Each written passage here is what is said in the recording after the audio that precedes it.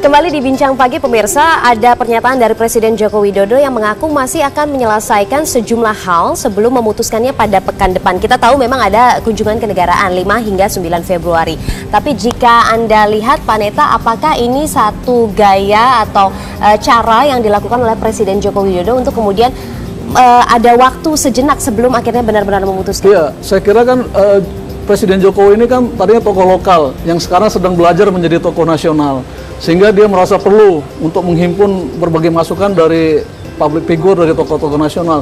Tapi kalau kebanyakan mendengar suara-suara orang, dia akan bingung sendiri. Sementara waktu terus berjalan. Kalau dilama-lamakan, saya kasihan dengan Polri-nya.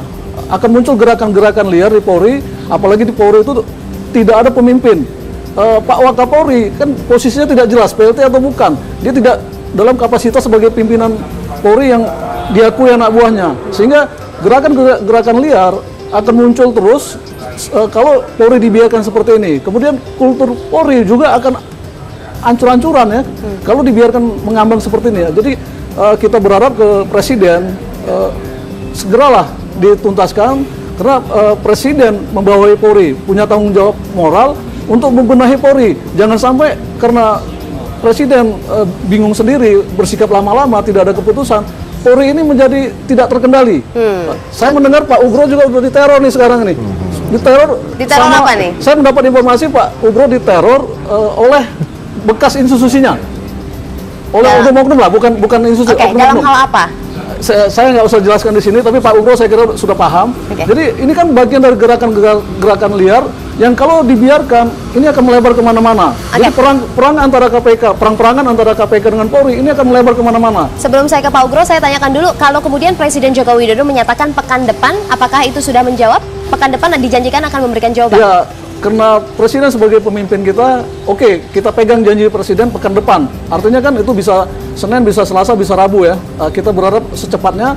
Tapi kalau pekan depan tolok ukurnya adalah pra-peradilan, saya kira pra-peradilan pekan depan belum selesai. Tidak akan karena selesai. Minimal 2 minggu pra-peradilan itu bisa diputuskan. Kemarin kan tidak berhasil karena KPK tidak datang. Hadir. Jadi ada 2 minggu ke depan lagi.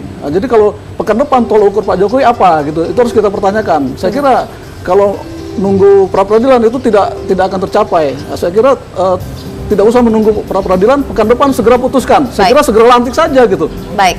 Pak Ugro, ada komentar dari Pak Neta bahwa ada gerakan-gerakan liar di Polri dan ini harus segera diselesaikan sehingga tidak ada gerakan liar lagi. Komentar Anda bagaimana? Ya, ada beberapa yang saya sependapat sama Pak Neta bahwa mungkin kevakuman ya Kapolri ini sekarang harus segera diambil langkah. Ya, kalau situasi ragu-ragu menurut saya sama yang disampaikan oleh Pak Buya Safi Marif tadi kan, segera ajukan calon baru saja nggak ada masalah.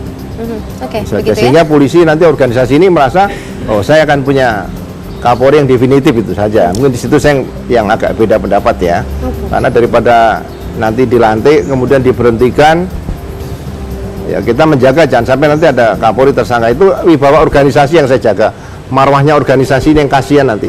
Walaupun saya sudah pensiun, saya juga bersedih kalau ada seorang Kapolri yang tersangka di proses hukum dan sebagainya. Mungkin lebih bagus ya sebelum dilantik mendingan calon baru supaya ya netral. Nanti kalau suatu saat Pak Piki nggak bermasalah ya kemudian dia tuntut ganti rugi, rehabilitasi, ya kalau misalnya ada kebijakan lagi dilantik jadi Kapolri kan sudah lulus fit and proper.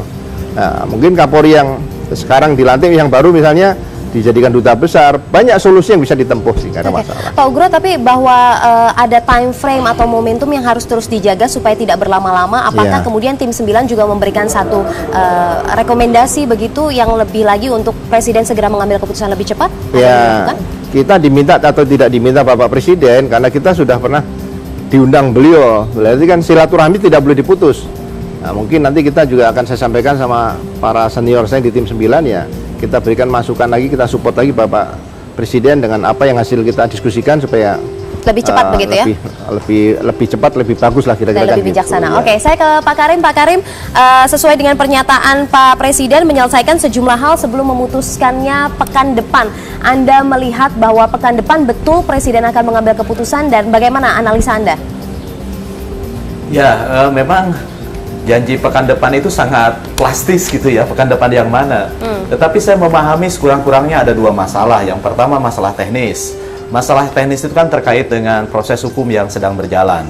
Meskipun kalau itu ditunggu, betul kata Mas Neta tadi, terlalu lama gitu ya, dan akan membuang momentum. Tetapi masalah kedua yang menurut saya lebih penting. Masalah kedua itu soal substantif. Proses ini, polemik ini menyangkut narasi besar yang dibangun Jokowi dengan mengusung revolusi mental. Dan tema besar ini diturunkan dalam sekuel-sekuel dramatik yang penuh dengan pertarungan, pertentangan, wacana, dan lain-lain. Dan pertanyaannya, apakah pengangkatan atau tidak mengangkat, melantik atau tidak melantik ini konsisten tidak dengan tema besar yang dibangun itu? Apakah melantik atau tidak melantik itu akan memperkokoh dan mewujudkan revolusi mental itu secara operasional dalam institusi Polri? Dan bagaimana dampaknya kepada masyarakat begitu? Menurut saya persoalannya itu. Sebab melantik siapapun, bukan hanya Kapolri, pejabat apapun, bagi seorang presiden, judulnya tidak lain adalah dalam rangka mewujudkan revolusi mental yang dia bangun. Sebab itu yang menjadi proyek besar kita semua, sekaligus menjadi platform politik nasional 5 tahun ke depan. Sebuah kebijakan akan dinilai bagus apabila kebijakan itu match atau sekurang-kurangnya beriringan gitu. Jangan sampai bertentangan dengan itu.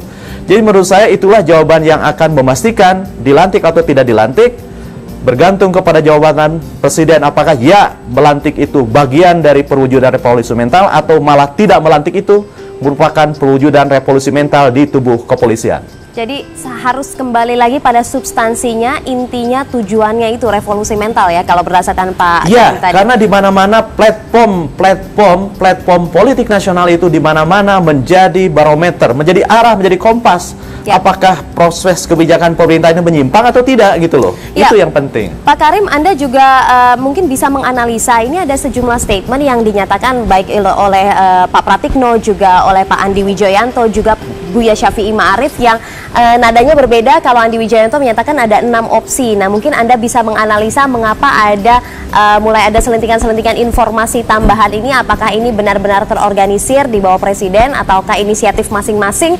Nah, ini akan saya tanyakan kepada Anda, namun kita harus jeda dulu Pak Karim dan juga Bapak-Bapak. Kita harus jeda, Bincang Pagi akan segera kembali setelah jeda berikut ini, tetaplah bersama kami.